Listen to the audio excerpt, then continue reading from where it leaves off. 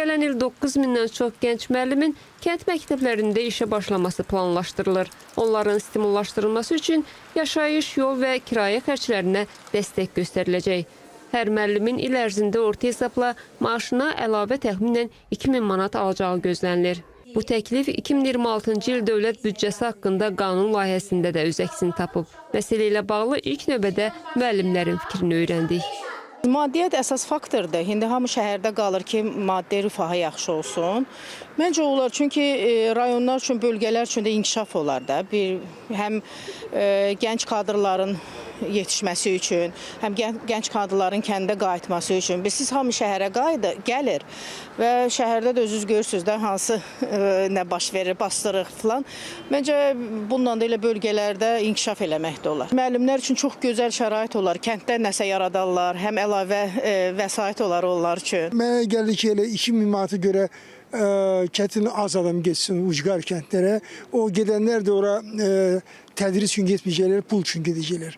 Təhsil üzrə mütəxəssislər deyirlər ki, gənc müəllimlərin kənd məktəblərinə yönləndirilməsi bölgələrdə kadr çatışmazlığını aradan qaldıracaq. Təhsildə bərabər imkanlar yaradacaq və yerli icmalarda tədrisin keyfiyyətinə müsbət təsir göstərəcək.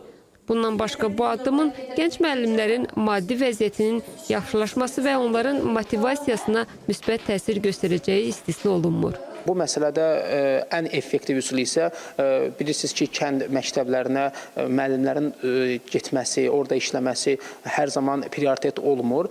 Bu vəsait həmçinin gənc mütəxəssislərin kənd məktəblərində dərs deməsi üçün, eləcə də belə deyək, kənd məktəblərində bilirsiniz ki, sivilizasiya şəhərə nisbətən o qədər də yüksək olmur. Şagirdlərin nəticələrində biz bunu aydın görürük. Həmin şagirdlərin potensiallarının yüksək qiymətləndirilməsi, effektiv dərs metodlarının tətbiqi baxımından və bu gənc mütəxəssislər tərəfindən həyata keçirilirsə, təbii ki, effektiv bir vasitə olacaq. Təhsil sahəsində yeniliklər bununla yekunlaşmır. Elm və Təhsil Nazirliyindən bildirilib ki, müəllimlərin əmək haqqının dərs saatına deyil, iş saatına uyğun müəyyənləşdirilməsi də gündəmdədir. Bu addım həm sistemin səmərəliliyini artırmaq, həm də müəllim əməyinə ədalətli qiymət verilməsini təmin etmək məqsədi daşıyır. Məsələ ilə bağlı Elm və Təhsil Nazirliyindən həmçinin bildirildi ki, müəllimlərin əmək haqqı sistemində yeniliklərin tətbiqi hazırda müzakirə mərhələsindədir. Müəllimlərin sertifikatlaşdırılması prosesinin birinci mərhələsi tam yekunlaşdıqdan sonra bu barədə təkliflər müvafiq qurumlara təqdim ediləcək.